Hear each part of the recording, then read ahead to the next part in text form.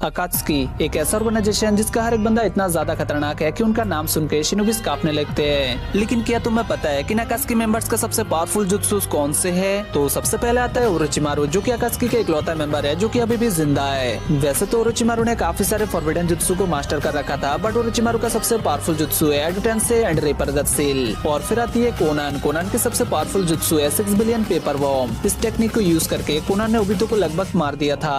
और फिर आता है किस्सा में होशिकागे, जिसे बिना टेल का टेल बिस्ट कहा जाता था, और इसका सबसे पावरफुल जुत्सु है वाटर प्रिजन शार्क डांस। और फिर आता है पेन यानी कि नागाटो उजुमाकी। अब यार नागाटो का सबसे पावरफुल जुत्सु है चिबाको तेंसे, जिसे प्लेनेटरी डेमोन्स्ट्रेशन भी कहा जाता है। और फिर आता है इताची। इताची का सबसे पावरफुल जुत्सु है उसका सुसानो, जिसके अंदर है उसका 2 ब्रोकन एबिलिटीज, और वो दोनों ब्रोकन एबिलिटीज है याता मिरर और तुत्सुका ब्लेड, जिसे यूज करके इताची लिटरली इनविंसिबल बन जाता है। एंड आखिर में आता है ओबितो। ओबितो का सबसे पावरफुल जुत्सु कौन सा है वो तुम लोग कमेंट सेक्शन में बताओ।